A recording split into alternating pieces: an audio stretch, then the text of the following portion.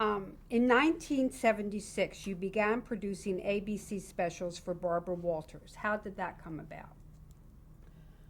Well, after I did China, uh, and the way I got to China was with the help of Audrey Topping, whose husband Seymour Topping was the managing editor of the New York Times. Her father was the first Western ambassador to the People's Republic of China, Chester Ronning, and he was the Canadian ambassador to China. And because he had been there before, and because he was born in China of people who were missionaries, he was very persona grata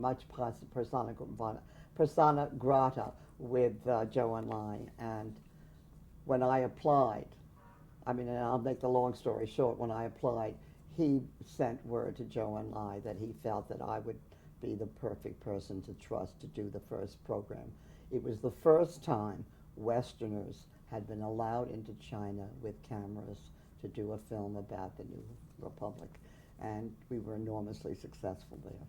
But following that, it got very quiet. I was doing other programming of medical shows, and uh, I did a thing with Barbara Walters. We wanted the daytime show, the daytime programmer, who was a woman, vice president of daytime programming, asked me if I would dream up something to do with Barbara Walters because they needed to improve the ratings of daytime. They really wanted it. She said, you know, the three gals, we're the three women in the network, we three should get together and do something together.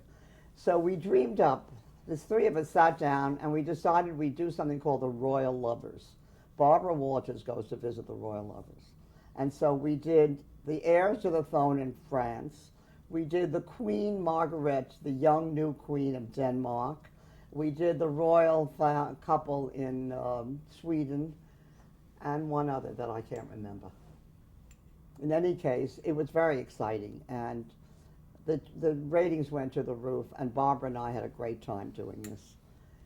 In the meantime, she had been negotiating with NBC to do that nighttime, to do news at night, to be an anchor woman at night, and they were turning her down. And she got an offer from ABC, and an offer that offered her not only the news end of interviews and co-anchoring at night with Harry Reasoner, but she would have 4 specials a year that would be in the entertainment department, not news. And she was the one who said, oh, well, I would like to start out with the new president, Jimmy Carter.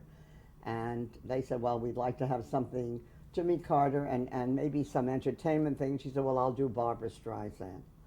And she went to Barbra Streisand and promised, not saying a word to me, and promised Barbra Streisand, I'm going to get Lucy Jarvis to come to ABC with me and produce this show. And Streisand, who was an old friend, said, if you can get Lucy, then I'll do it. So then Barbara came back to NBC and started to talk me into going with us. She said, listen, you'll make more money in one show than you make in a whole year here, and why do you want to stay here? I mean, it's not, you know, they're not innovative anymore, and you have we have a chance of doing some great things together. Come with me to ABC. And I said, well, I will do those 4 shows for the entertainment division, because I knew that my lawyer, who was very smart, a woman named Florrie Lasky, had given me a contract with NBC in which I was exclusive in the news department, but not in the entertainment division. So I could do entertainment shows, movies, or anything like that elsewhere. And in fact, I did do a movie with Betty Davis. So this gave me an opportunity to go and do that show with Barbara Walters at ABC, because I wasn't exclusive to that. But when NBC heard that I was doing that, they went up in smoke. They said, you can't sit in an office at NBC and then sit in an office at ABC. I mean, where do you belong? They said, you have to do one or the other. And I said, well, contract-wise, I don't have to, but I don't want to leave NBC on with bad feelings. This was my home and my alma mater for so many years, and really my whole career and my life was this network. But I do think it's time to move on. And I wasn't getting along too well with the new head of the news department. And so I said, fine. They bought me out, and I moved on with Barbara to ABC and did the Barbara Streisand show and did the Jimmy Carter show, and then went to the Shah of Iran, whom I had already done a project with, and talked him into doing Barbara Walters and allowing because I had arranged for the Today Show to go to Iran many years before when there was their 25th, 100th anniversary. We had a great relationship. So we had, and then I went to talk to Agnelli to have her do Johnny Agnelli. So the 4 shows were laid out for the year, but at the end of the year, I really decided I'm going to go into business for myself, because ABC would not allow us to own those shows. See, I had believed that those 4 shows a year that we do would become ours, and we could resell them and syndicate them and so on. But ABC said, no way. We put a lot of money into that. They were paying her $5 million a year, which included those 4 shows, and they would not allow us to own them. So I decided I'd go into business for myself. So just Okay, go ahead. please describe Barbara Walters personally and professionally. Oh my God, that would take about another 2 hours, and I don't think we have that much time. Barbara and I knew each other for many years. First place, we were neighbors.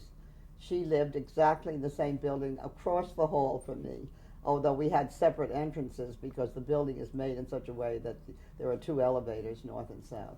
She was on the south end, I was on the north end. But our back doors were next door to each other. So we had known each other for many, many years before as friends. And also, I worked at NBC, she worked at NBC. And in the end, as I told you, we decided at the insistence of the vice president of daytime that we all got together and we did those great shows together. So it was a natural for me to go with her. She's tough. She's difficult. So am I. She said to me one day, the problem is with you is that you're used to being the boss, and so am I. And that was true. When you work with documentaries, you don't work with personalities. You work with personality, you work with a subject, and the personalities fit into the subject. When you're working with a personality, and the subject fits into the personality, it's a different story. It's like working with actresses and actors and actresses. And it's quite different. It's a different technique. And you have to learn how to sublimate to that. And that's difficult for me to do. I'm a control freak. And well, given the 2 of you working together and meshing your styles, how did you envision these specials, and did it work out the way you envisioned them? It did indeed. It did. We really we knew each other very well, and we knew how to mesh, the synergy between the 2 of us, how it would work. And she was my star. When I, for example, did a film with her and Streisand was very, very difficult. I don't know whether you know about her. But when she sat in the editing room and she was doing a film at the same time with Chris Christopherson, I mean, every shot that emphasized Christopherson ended up on the cutting room floor, because that same shot had a look of her that she preferred. And so it was always that, and it was the same way with the things that we did, the 2 Barbaras. I mean, I did the shots, when I edited this film, or oversaw the editing, my star was Barbara Walters. I wanted to make sure that she looked the best in the shot. I had a lot of trouble with Streisand, who insisted, well, I remember we shot that in a different way. And that was the problem through that whole thing. But it worked out in the end. So, in summing up, I'd like to ask you a few questions. You've been involved in a number of organizations over the years, and you've been very supportive to women, as we've talked about throughout.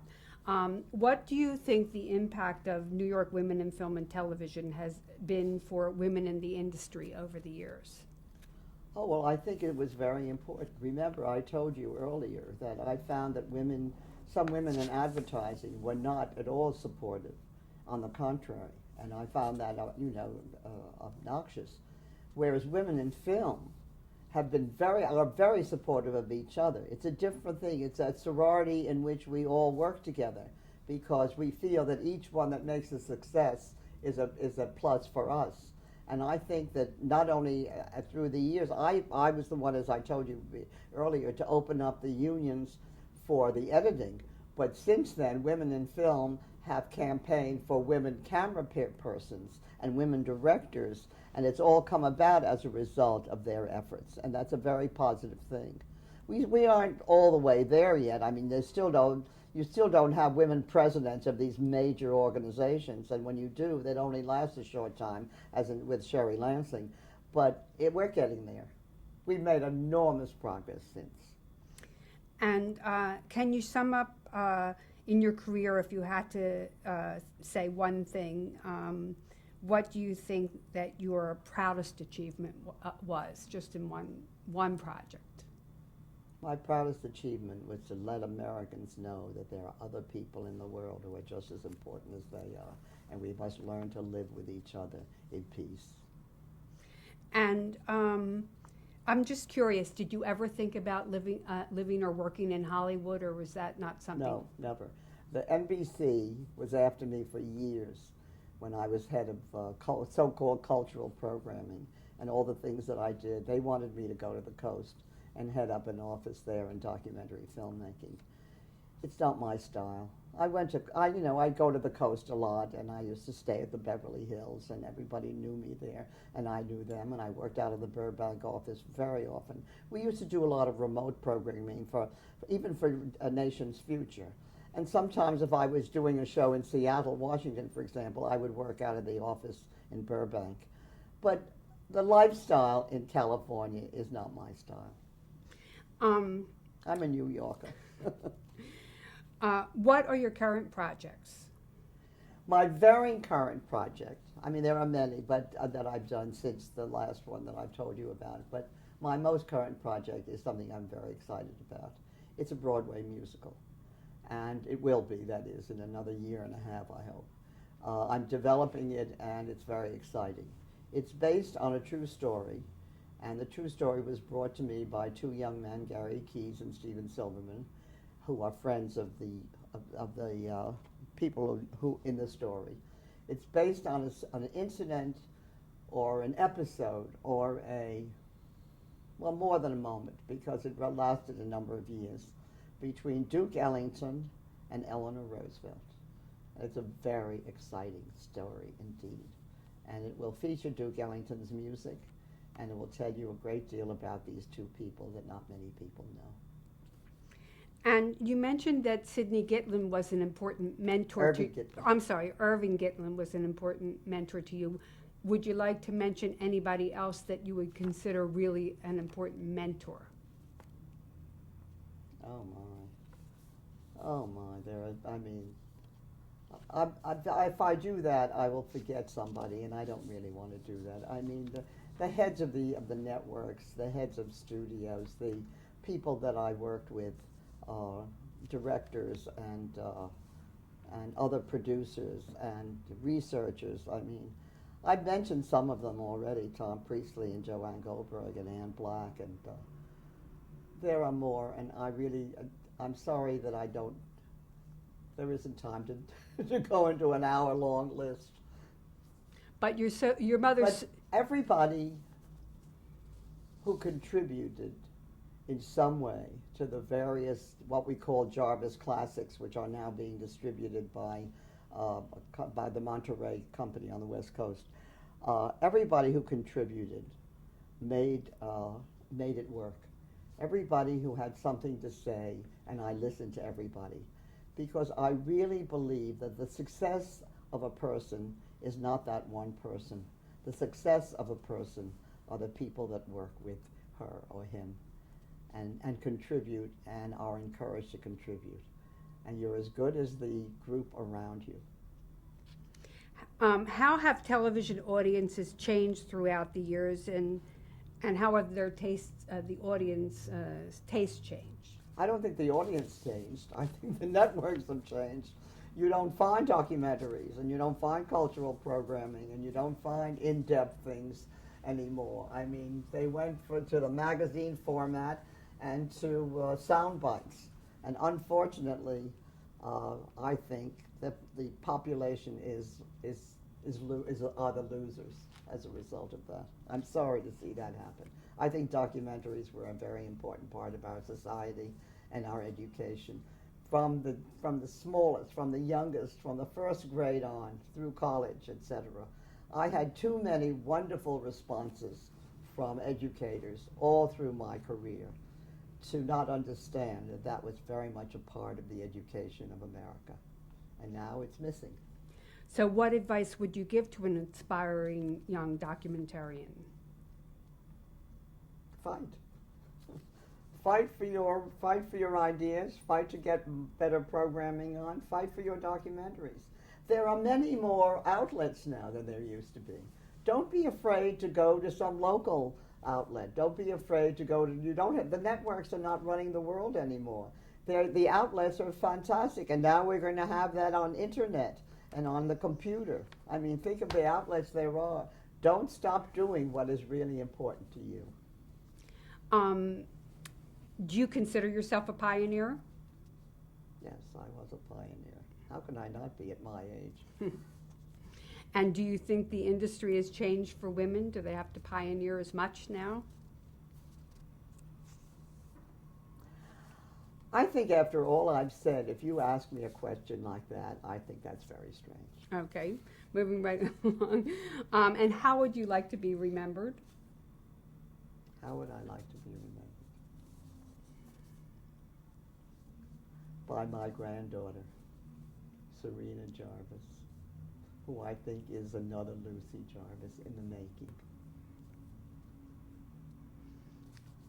And overall, do you think that television has lived up to its potential, or do you think it has much further to go yet? That's a question you should have asked me an hour ago. I mean, I think that those wrap-up questions now are all redundant. I mean, if we haven't answered them by now, that's very sad. I think certainly television has a long way to go in whatever form it takes. It's going to take it's going to change just as it changed during my lifetime or during my period of work, from simple local stations and local film to this incredible international, global satellite viewing, to what is now happening technologically through the computer age and through chips. I mean, of course, it has a lot. It has many places to go, and they're going there faster than we imagine. Can you imagine what life was like 75 years ago as compared to today? That's the answer to your question. And I thank you very much. Thank you.